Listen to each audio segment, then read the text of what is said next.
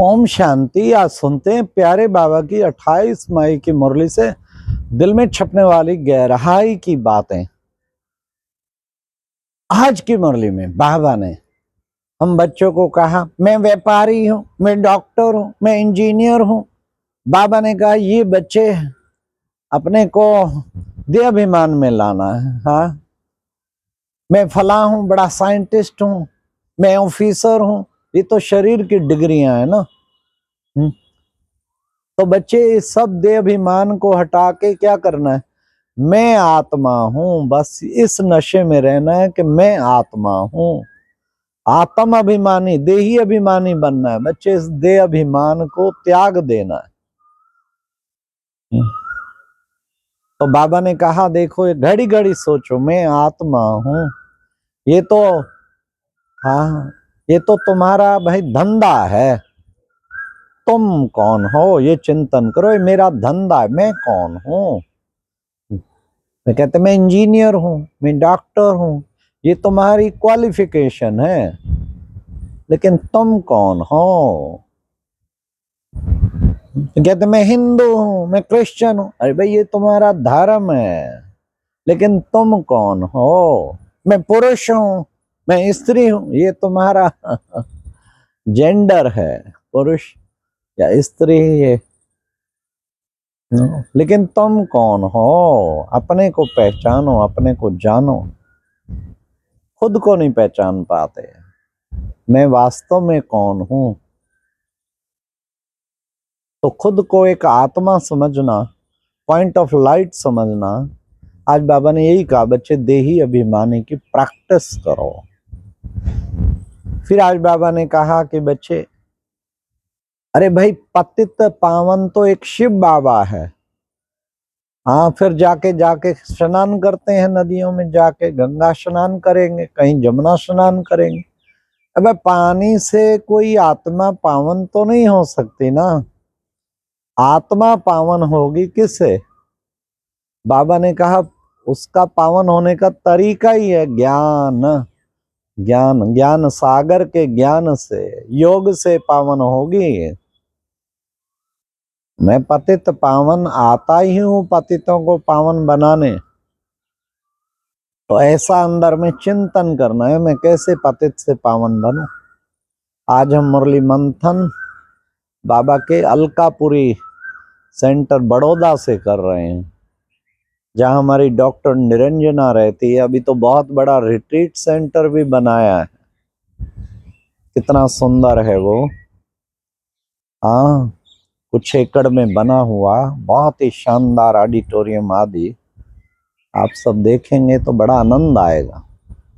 Alkapuri doctor भी रही है, मेडिकल ऑफिसर भी रही है, मेडिकल विंग की भी विशेष आत्मा, और बाबा का सेंटर भी खूब चला है।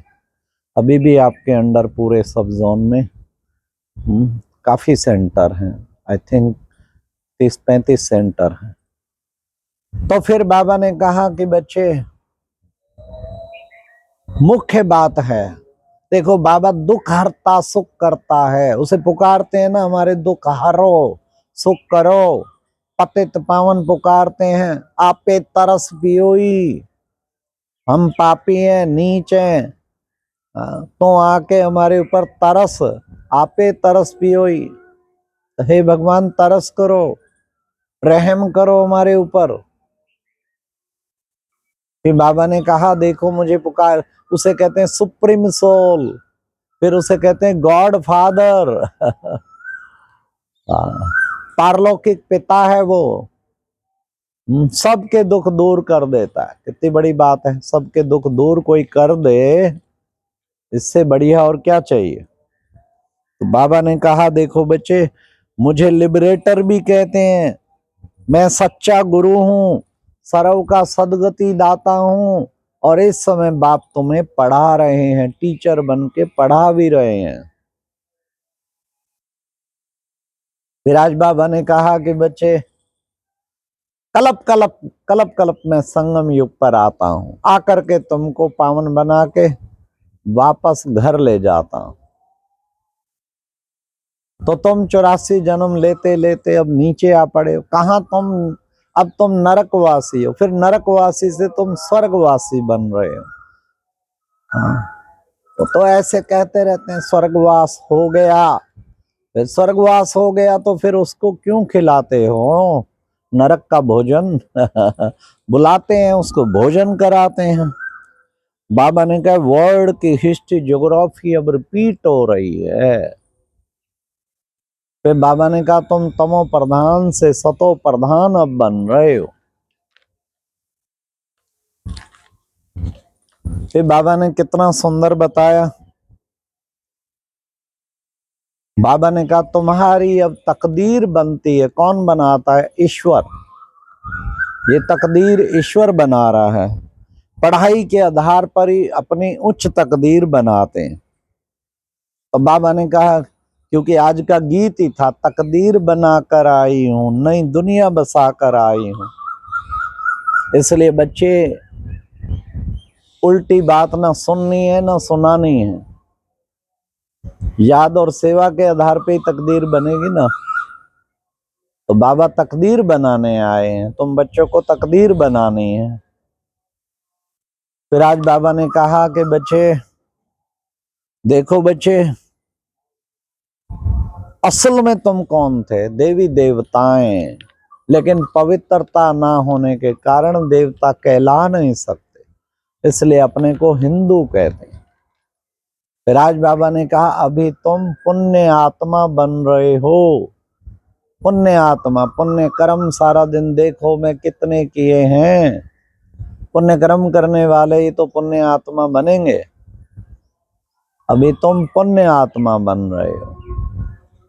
सारा दिन बाबा की रूहानी सेवा करना, तब कहेंगे पुण्य आत्मा। इसलिए और योग का भी पुण्य, याद में भी जितना रहेंगे तो भी पुण्य जमा करते हैं। फिर बाबा ने आज कहा कि देखो बच्चे गाते भी आए, गाते भी आए हैं ना क्या, कम कार्डे दिल यार डे। काम करते हुए एक बाप की याद रहे और कोई याद ना रहे। काम करो खूब, लेकिन दिल लगा हुआ बाबा में। बाबा बाबा मीठा बाबा, मेरा बाबा प्यारा बाबा, प्यारा प्यारा मीठा बाबा, उसे नहीं भूलना है। तो उसे घड़ी घड़ी याद करेंगे तो पुण्य जमा और पाप सारे नष्ट। फिर बाबा ने कहा जितना मुझे याद करेंगे, प्यार से मुझे याद करेंगे, तो तुम्हारे पाप सारे भस्म हो जाएंगे, विक्रम विनाश हो जाएंगे और तुम मेरे पास आ जाएंगे। याद एक को ही करना है, एक की याद से ही बाबा ने कहा वर्षा मिलेगा। फिर आज बाबा ने कहा देखो बच्चे, कहते हैं वापस जाना है, मोक्ष प्राप्त करना है। अरे वापस कोई जा ना सके, मैं ही सबको ले जाता हूँ। मेरा निवास परम धाम है, तुम सब आत्माएं भी परम धाम में रहने वाली हो, तो मैं वापस सबको ले जाता हूं। तो बाबा ने कहा कि बच्चे अभी क्या होना है, अभी ये कलयुग खत्म होना है और खत्म होना है तो फिर आगे नई दुनिया। इनको देखो बच्चे कैसे आग लगेगी। अब ये अंतिम समय है, ये तुम्हारा अंतिम जन्म है, इसलिए बच्चे उससे पहले खूब पुरुषार्थ कर लेना है। आज बाबा ने कहा भारत बहुत साहूकार था। फिर क्या हुआ? भारत को पवित्र गृहस्थ आश्रम था, 16 कला संपूर्ण, संपूर्ण निर्विकारी थे। बेहद के बाप से बेहद का वर्षा तुम ले रहे हो। तुम आए हो 21 जन्मों का स्वर्ग का वर्षा लेने। ये वर्षा लेने की घड़ी चल रही है। आज बाबा ने वरदान में भी कहा कि बच्चे सदा अपने पवित्र स्वरूप में स्थित रह गए। क्या करना है? गुण रूपी मोती चुगने वाले होली हंस भावा। बाबा ने कहा, बाबा ने जो स्लोगन दिया है ना बुरा देखना है, ना बुरा सोचना है, ना बुरा चित्त पे रखना है, ना बुरा चिंतन करना है, ना किसी को बुरा कहना है, तो बस अच्छा देखना है, अच्छा चिंतन करना है, अच्छा वर्णन करना है। बस सबको मन से भी और मुख से भी कहते रहो आप बहुत अच्छे हो, आप बहुत अच्छे हो। तो बस फिर उसके बाद क्या होगा, हाँ बहुत अच्छा हो जाएगा, अच्छे ही बन जाएंगे। स्लोगन, चलते फिरते फरिश्ता स्वरूप में रहना यही ब्रह्मा बाप की दिल पसंद गिफ्ट है। हर वक्त फरिश्ता बन के रहना, फरिश्ता जिसका किसी से कोई रिश्ता नहीं। अचल डोल बनने के लिए सदा एक स्थिति धारण करो। उसके लिए बाबा ने कहा सब उन्नति और सेवा का उन्नति, इसी में लगन में मगन रहो। साधनों की आकर्षण जरा भी मन को आकर्षित ना करे तो एक रस रहेंगे और फिर उससे स्थिति भी अचल डोल रहेगी। अच्छा, ओम शांति। ये थी आज की मुरली से दिल में छपने वाली गहराई की बातें।